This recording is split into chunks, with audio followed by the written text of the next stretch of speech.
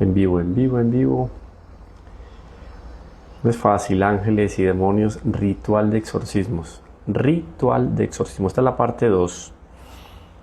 Por favor me confirman cómo se está escuchando. Esto no estaba planeado, bueno, no importa.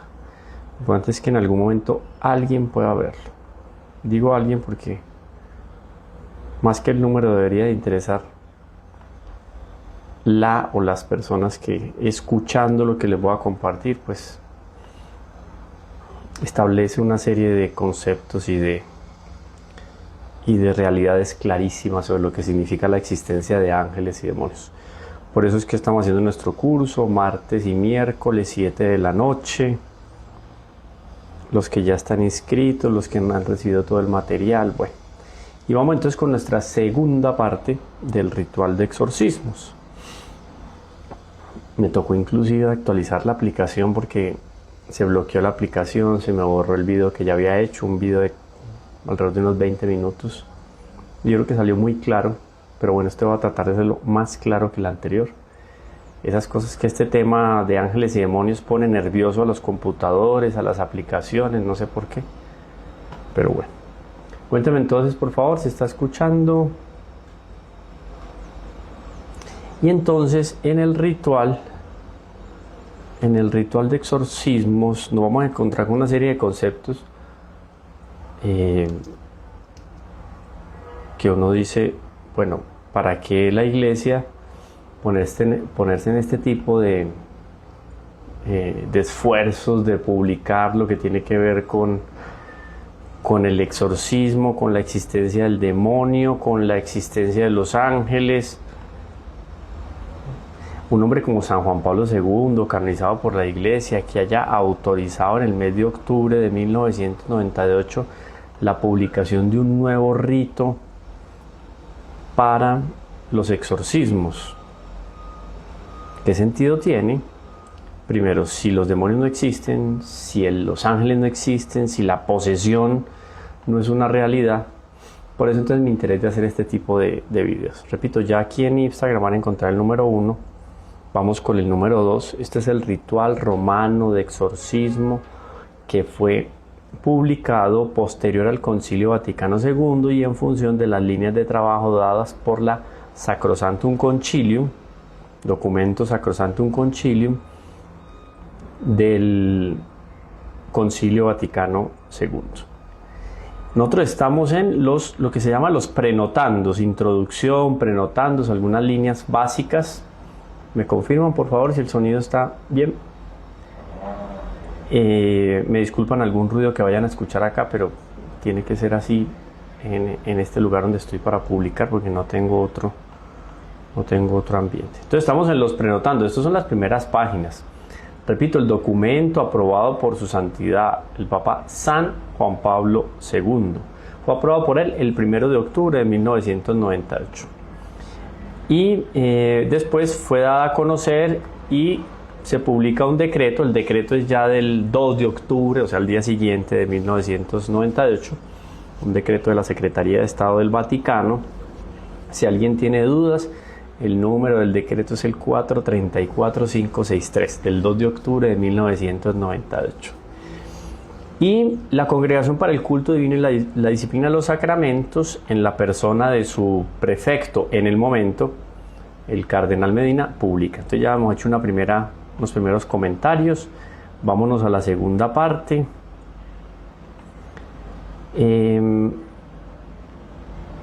Dice, en los días de su vida terrena el Señor Jesús, yo aquí infelizmente no puedo ver el tiempo. Bueno, vamos a calcular para no ir muy lejos. En los días de su vida terrena, el Señor Jesús, vencedor de la tentación en el desierto, esto no lo cuenta Mateo, no lo cuenta Marcos, Lucas, expulsó por su propia autoridad a Satanás y a otros demonios, imponiéndoles su divina voluntad. También nos lo va a recordar Mateo en el capítulo 12, Lucas en el capítulo 11, oído, expulsó por su propia autoridad a Satanás y a otros demonios. Que a nadie se le ocurra venir a decir que esa expulsión de demonios con la autoridad de Jesús era simplemente una figura retórica. Eran personas que estaban enfermas, Jesús les recomendó esto y aquello para que se tomaran o se aplicaran en el cuerpo. Entonces se curó la lepra, se curó el ciego cuando le tocó los ojos. No está claro. Documento de 1998. Expulsó por su propia voluntad a Satanás y a otros demonios, imponiéndoles su divina voluntad, haciendo el bien y sanando a los oprimidos por el diablo. Manifestó la obra de su salvación con estas acciones para librar a los hombres del pecado, así como del primer autor del pecado, Satanás, que es el homicida desde el comienzo y el padre de la mentira. Muy importante esto. Pero sigamos con lo que nos interesa. Esto es muy importante porque es la transmisión que nuestro Señor Jesucristo le da a los apóstoles. Esto no lo tiene cualquiera. Oído, esto es una transmisión del poder de Jesús a sus apóstoles. En el ejercicio de su ministerio, Cristo entregó a sus apóstoles y a otros discípulos el poder para expulsar los espíritus inmundos. Mateo capítulo 10, Marcos capítulo 3, en el 6 también, Lucas en el 9, Lucas en el 10 y Lucas en el 17. Repito, en el ejercicio de su ministerio, Cristo entregó a sus apóstoles y a sus otros discípulos el poder para expulsar los espíritus inmundos. Transmite el ministerio del exorcistado a quienes, a los que de una manera legal, oficial y por tradición han recibido los derechos y la autoridad del propio nuestro Señor Jesucristo. ¿Quiénes son? Nada más y nada menos que los apóstoles. Y después los apóstoles sucesivamente a quien legítimamente le van a sustituir en el ministerio, en su apostolado, en los diferentes lugares donde se fundó la Iglesia Católica, van a recibir también este munus, o sea, reciben la autoridad de nuestro Señor Jesucristo para, dice aquí, expulsar los espíritus inmundos. Muy importante. A ellos mismos el Señor prometió el Espíritu Santo Paráclito, procedente del Padre por el Hijo, el cual erguiría al mundo acerca del juicio, porque el príncipe de este mundo ya fue juzgado. Bueno, dice aquí el propio texto de 1998, nos va a decir que el Evangelio atestigua que entre los signos que caracterizan a los creyentes se encuentra la expulsión de los demonios. Y aquí definido conceptualmente lo que significa el exorcismo. Y esto es muy importante, repito. Un absurdo sería que San Juan Pablo II, siguiendo los pasos del Concilio Vaticano II en la Sacrosanctum Concilium, un documento importantísimo que lo pueden encontrar en la página web del Vaticano, le dé por actualizar el ritual romano, latino, para la Iglesia Latina, del exorcismo. ¿Pero para qué? Si no hay infierno, no hay demonio, no hay ángeles, no hay esto. Clarísimo aquí. Catecismo de la Iglesia Católica, en el numeral 1673. Catecismo de la Iglesia Católica, en el 1673, va a decir: cuando la Iglesia pide públicamente y con autoridad en nombre de Jesucristo que una persona o un objeto, los que están en el curso saben que también puede haber influencia especial del demonio sobre los objetos, casas, cosas, todo lo que tiene que ver con superstición y con agüeros, etcétera, que la pata de conejo, que el gatico que trae la suerte, que la mandala que hace realidad los sueños, que no sé qué, o que atrapa los sueños, bueno, todo ese tipo de absurdos. El demonio tiene poder sobre esas cosas. Hoy tiene poder también sobre animales, ¿no? Entonces entran ahí. Depende de la influencia del demonio, entonces es obsesión, vejación o posesión. Y aquí dice claramente, Catecismo de la Iglesia Católica, numeral 1673. Cuando la Iglesia pide públicamente y con autoridad en nombre de Jesucristo que una persona o un objeto sea protegido contra las acechanzas del maligno y subtraída de su dominio, se habla de exorcismo. Es lo que hace un sacerdote autorizado, nombrado como exorcista en una diócesis o en una arquidiócesis. En función de esa autoridad de Jesucristo, como leíamos ahora, que Jesucristo transmitió a sus apóstoles esa autoridad sobre el poder de las tinieblas, aquí el sacerdote pide públicamente y con autoridad, en nombre de la Iglesia, en nombre de nuestro Señor Jesucristo, que una persona o un objeto sea protegida contra las acechanzas del demonio. Repito, Catecismo de la Iglesia Católica 1673. Oído. Esto es muy importante porque entonces la Iglesia, el demonio no es una invención de la Iglesia para alienar a los más necesitados, para subyugar al pueblo. Esto es una realidad y es una lucha que se da durante toda la historia y se seguirá dando hasta el fin de la historia. El fin de la historia es el fin del mundo. Ahora el exorcismo en el ministerio santificador de la Iglesia. Estoy en el mismo documento, 2 de octubre de 1998, el nuevo ritual de exorcismos, autorizado por San Juan Pablo II, publicado y firmado, autorizado por la Secretaría de Estado, expedido el documento de autorización de San Juan Pablo II, expedido por la Secretaría de Estado y asumido por el cardenal Medina, y la publicación correspondiente de este texto que estoy leyendo. Esto es muy claro. La antigua tradición de la Iglesia, guardada sin interrupción, atestigua que en el camino de la iniciación cristiana se anuncia con claridad y de hecho comienza la lucha espiritual contra la potestad del diablo. Diablo, está carísimo. ¿Alguna duda? Vaya a la carta a los Efesios en el capítulo 6, versículo 12. Porque es una de las referencias que podríamos tener en materia de tradición. Habrá muchísimas más. Y no solo en el Nuevo Testamento, también en los primeros, en los padres apostólicos. Esos que van recibiendo toda la tradición de primera mano. Un San Justino Mártir, un San Ignacio de Antioquía, etc.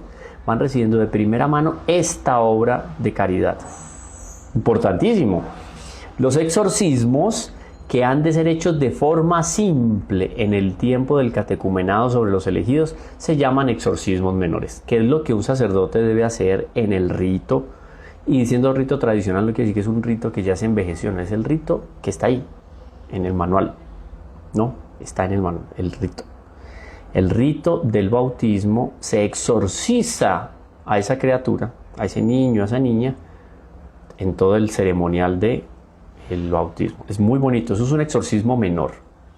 Son las preces de la Iglesia para aquellos elegidos, instruidos en el ministerio liberador de Cristo, se libren de las secuelas del pecado y de la influencia del diablo, se fortalezcan en su camino espiritual y abran los corazones a los dones que el Salvador les ofrece. Es uno de los... Yo solo estoy leyendo algunos puntos, ustedes me lo pueden pedir por el interno, me pueden escribir al WhatsApp, con muchísimo gusto yo les comparto estos textos.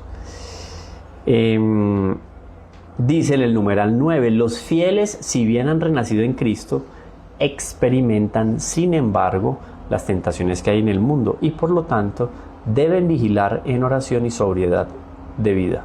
Porque su enemigo, como bien lo dice Pablo, abro comillas, el demonio ronda como un león rugiente buscando a quien devorar. La primera de Pedro. A él le deben resistir firmes en la fe, fortalecidos en el Señor con la fuerza de su poder. Esto ya es Pablo escribiendo a los Efesios en el capítulo 6. Y sostenidos por la Iglesia que ruega para que sus hijos estén protegidos de toda perturbación. Tengo aquí a San Miguel, no nos vaya a fallar esta transmisión, repito, no sé cuántas veces he tratado de grabar, los que recién llegaron, me tocó borrar la aplicación, volverla a cargar, bueno.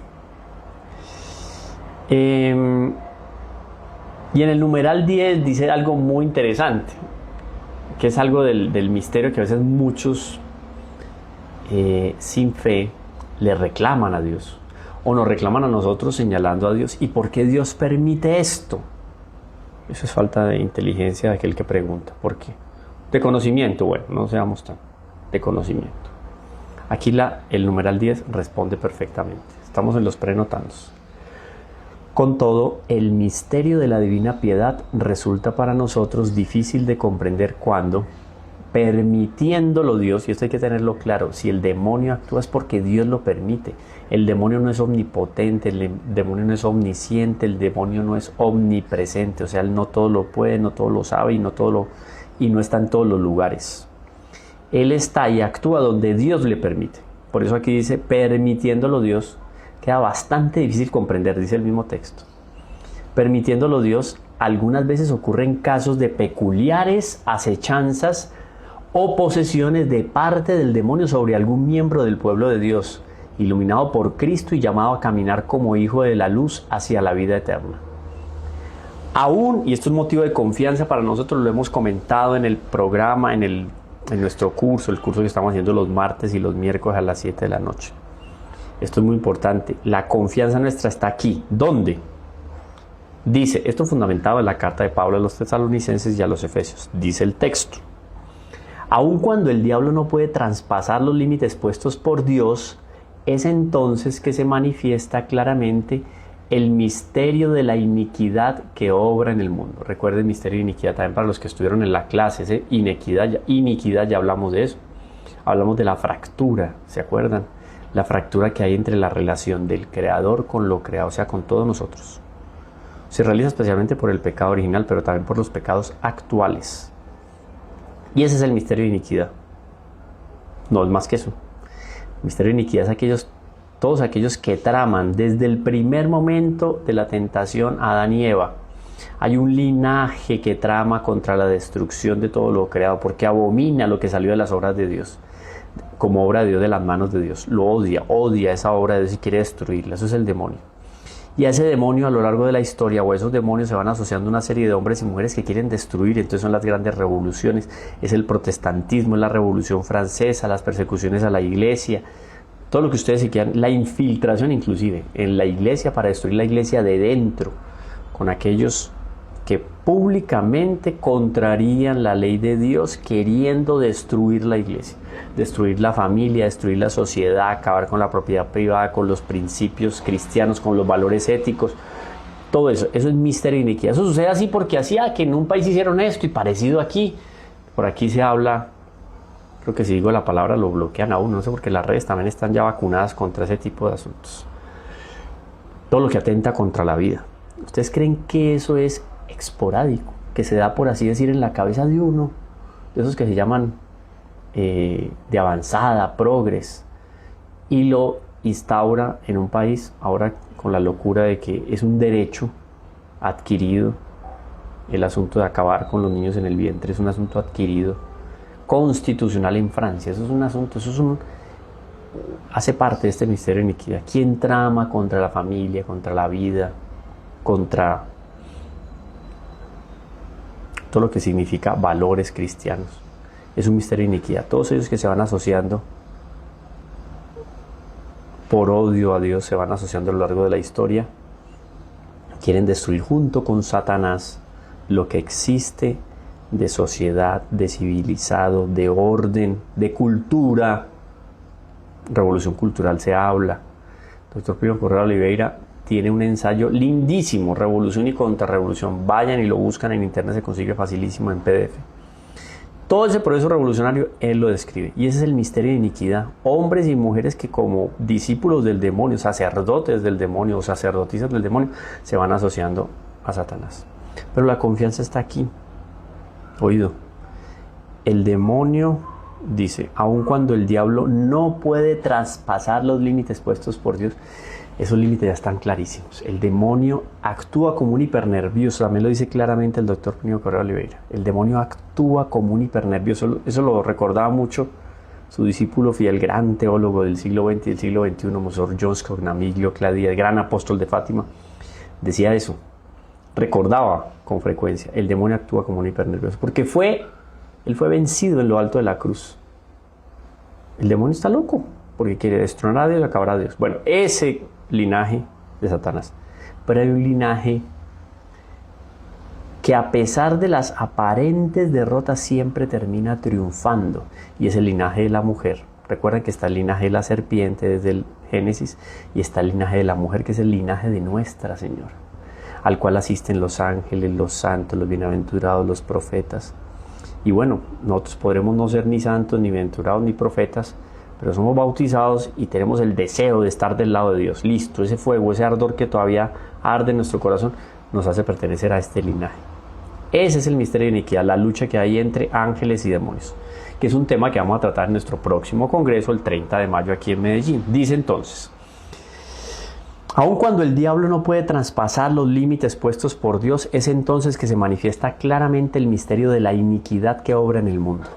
Esta forma de potestad del diablo sobre el hombre difiere de aquella otra que llamamos pecado y que deriva del pecado original. Entonces son dos formas diferentes de acechanza del demonio. Pecado original, muy bien, nos lo transmitieron los primeros padres. El pecado actual existe, claro que sí, pero esto es otra cosa. Hay otro nivel en el que el demonio preternatural, en el que el demonio, que es donde actúan los ángeles, es otro nivel preternatural en el cual el demonio quiere destruir y destronar a Dios. Entonces miren cómo es pecado original, pecado actual y este misterio de iniquidad. Sucediendo estas cosas, la Iglesia implora a Cristo, Señor y Salvador, y confiando en su virtud, otorga muchas ayudas al fiel atormentado o poseído para que sea librado de estos males. Sigo para ir terminando esta parte por lo menos. Entonces va a aclarar qué significa el exorcismo. Ya vimos el menor, el que se realiza para los bautizados, con o sin uso de razón, o sea, pequeños o adultos. Está el exorcismo minor o menor. Entre estas ayudas hay una de carácter más solemne llamada exorcismo mayor. A ver, yo pongo esto aquí más grande que se me...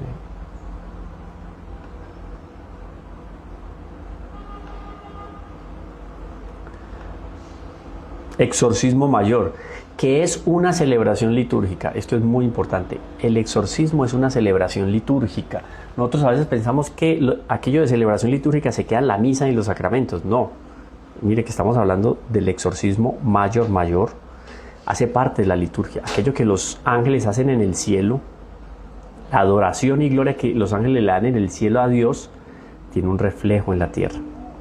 Con la liturgia, establecida con una serie de formas, de actos, de palabras. Entre estas ayudas hay una de carácter más solemne, el exorcismo mayor, que es una celebración litúrgica. El exorcismo, que procura expulsar los demonios o librar del influjo demoníaco y constante con la autoridad espiritual que Cristo confió a su iglesia. Miren cómo recoge lo que ya hemos comentado. Juan Pablo II se puso en estas, pero si es que a mí, yo ni recuerdo la última vez que desde un altar me hablaron de la existencia del demonio, ni de exorcismos. Si yo les pido a ustedes, levanten la mano aquel que escuchó hablar de exorcismos en el último año, en una iglesia, en un sermón, en un grupo de formación de la comunidad religiosa, del apostolado. ¿Cuántos que escucharon hablar de esto? Esto es un texto de la iglesia. Claro, el demonio trabaja facilísimo cuando al demonio se le tiene por criatura fantasiosa. El exorcismo, que procura expulsar los demonios o librar del influjo demoníaco y constante con la autoridad espiritual que Cristo confía a su iglesia, es una petición del género de los sacramentales. Agua bendita, sal bendita, aceite bendito, de ese género. No es sacramento, es sacramental, nos dispone para los sacramentos. Es un signo sagrado con el cual los efectos, especialmente espirituales, se significan y se obtienen por la impetración de la iglesia, o sea que la iglesia lo alcanza de Dios. La iglesia le pide a Dios y con la autoridad de nuestro Señor Jesucristo pide para que esa persona o esa cosa sea librada de la acción del demonio. Maravilloso. Si hay alguna pregunta, adelante. En los exorcismos mayores, la iglesia unida al Espíritu Santo suplica para que Él mismo ayude a nuestra debilidad, como bien lo recuerda Pablo en la carta a los Romanos, a fin de rechazar a los demonios para que no dañen a los fieles. Confiada en aquel soplo divino con el cual el Hijo de Dios donó el Espíritu Santo después de su resurrección. La iglesia obra en los exorcismos no en nombre propio, sino únicamente en el nombre de Dios o de Cristo el Señor, a quien deben obedecer todas las cosas, incluidas el diablo y los demonios. Entonces, ¿saben por qué demonio y diablo no es lo mismo? El diablo y los demonios. Los que están en el curso ya van entendiendo. Bueno, esto es muy importante. Yo creo que quedan clarísimos muchos elementos con respecto a aquello del exorcismo. Eso no se quedó en la película ni en la serie de Netflix. Termino con esto. El ministerio de exorcizar a los poseídos, posesos energúmenos, el ministerio de exorcizar a los poseídos se concede por especial y expresa licencia del ordinario, o sea, el obispo o el arzobispo. Porque el mismo obispo y arzobispo ya son exorcistas de por sí, tienen el grado máximo, tienen la plenitud del sacerdocio, son exorcistas. Pero ellos, por una especial y expresa licencia, lo otorgan a un sacerdote. Dicha licencia debe concederse únicamente a un sacerdote dotado de piedad, ciencia, prudencia e integridad de vida. Esto es muy importante. Piedad, ciencia, prudencia e integridad de vida. Además debe estar preparado especialmente para este oficio. Se exhorta al sacerdote a quien se le encomiende el oficio de exorcista de manera estable o inclusive por un caso aislado, ejercitar esta delicada y caritativa tarea con humildad y confianza, bajo la dirección del obispo diocesano. En este ritual, 2 de octubre de 1998, cuando se indica exorcista, siempre debe entenderse como el sacerdote exorcista que aquí se ha mencionado, o sea, el que tiene licencia expresa del ordinario, ha sido nombrado por el obispo. No cualquier sacerdote realiza un exorcismo. Esto es en nombre de nuestro Señor Jesucristo, en nombre de la iglesia. El Beato Palao pedía, yo creo que se los conté en algún momento, el Beato Palao pedía en el siglo XVIII, cuando se intercambió unas misivas con el Beato Pío IX Papa, que así como el sacerdote ordinariamente confesaba y celebraba la Santa Misa, asimismo cualquier sacerdote de manera ordinaria pudiera ejercer el exorcistado. Él decía que se necesitaban por lo menos 400.000 exorcistas para librar de la acción del demonio, porque él tuvo visiones proféticas, para librar de la acción del demonio el mundo contemporáneo. Siglo XIX. Hoy en día, ¿cuántos se necesitan? No sé. Pero importante esto.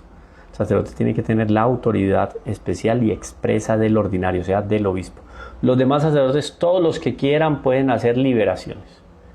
Y alguno, por un caso extraordinario, por su piedad o por su santidad o por una vocación específica, hasta podrá exorcizar. ¿Está bien? Pero oficial y ordinariamente el exorcista es nombrado, es designado, es delegado por el obispo, o sea, el ordinario. A ver. Ya no hablo más, me quedo con esto. El exorcista, en caso de alguna, así llamada intervención diabólica, debe observar la máxima circunspección y prudencia. Imprescindible en estos casos. En primer lugar, no debe creer fácilmente que alguien que padece alguna enfermedad, especialmente psicológica, esté poseída del demonio. Eso también, equilibrio total, pues. Del mismo modo, no debe creer que hay posesión por la sola afirmación de que alguien expresa estar especialmente tentado, desolado o atormentado por el diablo, pues la persona podría estar engañada inclusive por su propia imaginación, dice el texto. Por el contrario, es necesario advertir también, para no equivocarse, que el diablo usa artes y fraudes para engañar al hombre, para persuadir al endemoniado que no es necesario someterse a exorcismo alguno. Claro, el demonio es ángel, él no perdió su inteligencia. Para persuadir al endemoniado que no es necesario someterse a exorcismo alguno, que su padecimiento es natural y que debe someterse simplemente a la ciencia médica. Y eso es lo que muchos se atreven a decir inclusive desde un púlpito, que esto es invención, que esto es un padecimiento natural, que para que eso vaya, hágase una radiografía, un TAC, no sé qué. Sacerdote que es designado, porque tiene piedad, ciencia, prudencia. Sacerdote que es designado, nombrado por el obispo para ser exorcista, debe ser muy cuidadoso, ni para un lado ni para el otro. Ni naturalizar lo que está teniendo de evidente delante de sí. Ah, no, eso es una epilepsia, es un caso de perturbación mental. No puede quedarse con eso, no, tiene que ser muy equilibrado para evaluar. Inclusive puede pedir algunos exámenes médicos, normal. Pero tampoco irse al otro extremo, que todo es posesión del demonio. Cuidado. Por lo tanto, siempre debe indagarse, y quien es tenido como endemoniado debe ser especialmente tenido en cuenta para verificar si está realmente atormentado por el diablo. Da algunos detalles aquí más, pero yo por aquí me quedo para que ustedes transmitan este video y nos hagamos una idea clara. Esto no es una idea amarillista ni sensacionalista de la acción del demonio, de la existencia del demonio. del diablo, de Satanás, de los ángeles. La iglesia establece un ritual de exorcismos porque existe la acción del demonio, existe la acción de los ángeles, existe la posesión, existe la obsesión, existe la vejación, en fin. Compartamos este video, hagan los comentarios, le dan me gusta. Muy importante que la gente se entere de esto porque estamos en esa lucha, eso es el misterio de inequidad. Entonces, ¿de qué partido estamos nosotros? Hoy se hablan, todo es a favor del diálogo. Con el demonio no se dialoga. ¡Qué horror! La polarización. Esto es estar polarizado, es adherir al bien y rechazar el mal. Eso está errado. El propio nuestro Señor promovía evangélicamente, apostólicamente, promovía la división de las aguas. Clarísimo. Entonces no nos debemos meter esas ideas de que todo tiene que ser resuelto por el diálogo. La identidad y la esencia no se pueden negociar. ¿Qué voy yo a negociar con el demonio? Y hagan eso, trasládenlo a otras circunstancias. Con el mal, ¿yo qué voy a negociar? Nada. En el caso de ser un asunto social, o se somete a la justicia o tiene las consecuencias del caso. Lo mismo con el demonio, no se dialoga, no existe. San Miguel Arcángel no dialogó. Él hizo parte de la polarización en el cielo, los ángeles buenos de un lado y los ángeles malos del otro. Polarizado el cielo a partir de una acción de Dios y una proclamación de Dios profética sobre la maternidad divina y la encarnación. Se polarizó el cielo y de ahí surgieron los ángeles, o se consagraron, digamos, en el bien los ángeles buenos y cayeron al infierno los ángeles malos. Ahí está. Yo creo que hacemos una última, tercera parte porque el resto lo vamos a tratar en nuestro curso. Ángeles y demonios. Y el 30 de mayo, no se olviden, entren aquí en mi perfil, van a ver los enlaces para poder, donde pueden pedir información sobre la inscripción, que todavía tenemos algunos cupos, inscripción en el Congreso Mariano Nacional, María Reina de los Ángeles y Terror de los Demonios. Que Dios les bendiga. No se olviden, lo comparten y le dan me gusta.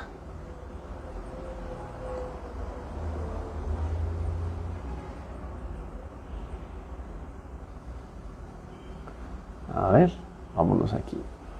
Finalizar.